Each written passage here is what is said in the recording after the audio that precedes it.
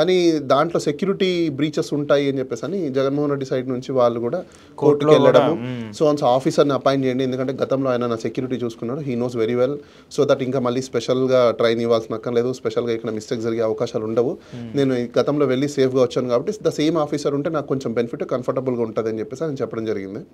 So అది అక్కడ ఒక చిన్న క్లీచ్ అంతే. సో అంటే అంతేగాని కాకపోతే రాజకీయంగా ఏం చెప్పలేము. రాజకీయంగా అంటే ఒకరి ఉద్దేశాలు ఇంకొకరి భయాలు రెండింటినీ కూడా అక్కడ కన్సిడరేషన్ తీసుకోవాల్సి ఉంటుంది. ఎందుకంటే జగన్మోహన్ రెడ్డి గారి భయం కూడా ఏంటంటే వీళ్ళు ఏం చేస్తారనే భయము, వీళ్ళ భయం ఏంటంటే అక్కడికి వెళ్ళి ఆయన ఏం చేస్తాడో ఏం టైప్స్ పెట్టుకుంటున్నాడో వీళ్ళ భయం. సో ఇద్దరి భయాలు అపోహలు చాలా ఉన్నాయి కాబట్టి అవన్నీ మనం ఒకటేసారి కన్క్లూజన్లోకి రావు. ఎందుకంటే టూర్ అయిపోయిన తర్వాత మళ్ళీ బ్యాక్ వస్తారు, అసలు ఇవన్నీ సబ్సీక్వెంట్ జరుగుతూ ఉంటాయి అంశాలు అనమాట. కానీ రాజకీయంగా ఆయన వేస్తున్నటువంటి అడుగులు ఇవన్నీ చూస్తుంటే ఈ 8 నెలల్లోనే అంత పెద్దగా డ్రాస్టిక్ తీసుకొచ్చేసి పార్టీకి సంబంధించి కావచ్చు, గవర్నమెంట్ మీద ఆ రేంజ్లో ఆయన ఫోర్స్ఫుల్గా ఫైట్ చేయడం కావచ్చు, ఇవన్నీ ఏంటి అది అడ్వాంటేజ్ అనుకోవాలా పార్టీకి? అంటే ఒకటి ఆ పార్టీకి అడ్వాంటేజ్, ప్రస్తుతం ఉన్న గవర్నమెంట్కి డిస్అడ్వాంటేజ్. ఎందుకంటే ఏ పార్టీ వచ్చినా ఒకటి మీరు ఏదైతే ప్రామిస్ చేశారో, మీరు ఏదైతే మేనిఫెస్టో చెప్పారో అది పబ్లిక్ యాజ్ ఇట్ ఈస్ మీరు డెలివరీ చేస్తే ఎవరూ పట్టించుకోరు. మీరు చేయనప్పుడే, మీరు బ్రీచ్ చేసినప్పుడే పబ్లిక్ దగ్గర మీ యొక్క కాన్ఫిడెన్స్ లెవెల్స్ అనేది పోతుంది. మీరు ఎన్ని సర్ది చెప్పాలనుకున్నా కూడా పబ్లిక్ ఎవరు నమ్మరు. ఎందుకంటే మీ ఇంట్లో పని చేసేవాడు పని చేయకుండా వాడు ఏదో సోది చెప్తే మీరు వింటారా? తీసి పడేస్తారు. సో అలాంటి మిమ్మల్ని తీసేయాలని ఎంతసేపు ప్రజలకు అలాంటి పాలసీ కానీ ఉంటే ఎప్పుడు తీసేసేవాళ్ళు, కానీ లేదు కాబట్టి 5 సంవత్సరాలు భరిస్తున్నారు. ఎందుకంటే మీ ఇంట్లో పనిచేసేవాడే మీ కార్ డ్రైవరో మీకు హెల్పరో లేకపోతే వినకపోతే ఉంచుతారా మీరు? అంటే ఈ కామన్ సెన్స్ మీకు ఎందుకు ప్రజల మీద ఉండట్లేదు అనేది ప్రజలు కూడా ఆలోచించుకోవాలి. అంటే ఎలక్షన్స్ వచ్చే వరకు మనం వచ్చేస్తే ప్రాబ్లం లేదు, ఆ తర్వాత ఎలా చేసినా సరిపోతుంది అనే థాట్లో, అదే థాట్లోనే అందరూ ఉంటున్నారు. అవును, ఇది ఖచ్చితంగా ఎఫెక్ట్ అవుతుంది కదా కూటమికి 100%. ఎందుకంటే అప్పుడు జగన్మోహన్ రెడ్డి ఇచ్చినటువంటి హామీలను ఇప్పుడు హామీలను కంపేర్ చేసి ఇట్స్ వెరీ సింపుల్ అండి. ఈ టైం వరకు గత గవర్నమెంట్లో ఉంటే మనకి ఎంత డబ్బులు వచ్చాయి, ఇప్పుడు ఎంత డబ్బులు వచ్చాయని ప్రతి ఒక్కరు బ్యారేజ్ చేసుకుంటారు, చేసుకోకుండా ఉండరు. ప్రజలంతా అమాయకులు కాదు. మీరే పెద్ద తెలివిమంతులు మేధావులని అనుకుంటే వాళ్ళు మిమ్మల్ని మించిన వాళ్ళు.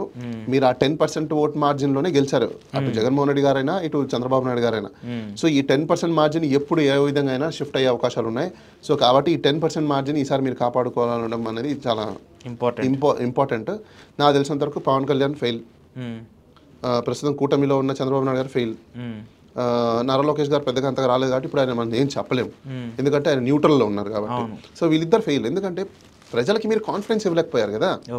రకరకాల అంశాలు మీరు రిలీజియస్లోకి వచ్చేసారు, టెంపుల్స్ దగ్గర వచ్చేసారు, లడ్ల విషయం అంటున్నారు, ఇప్పుడు తిరుపతిలో స్టాంప్ ప్యాడ్స్ జరిగిపోయాయి, మీరు చెప్పిన హామీలు డెలివరీ చేయట్లేదు, ఎలక్ట్రిసిటీ ఛార్జెస్ పెరిగిపోయాయి, కామన్ మ్యాన్కి కాస్ట్ ఆఫ్ లివింగ్ పెరిగిపోయింది, పోనీ ఇన్కమ్ ఏమైనా పెరిగిందంటే ఇన్కమ్ పెరగలేదు.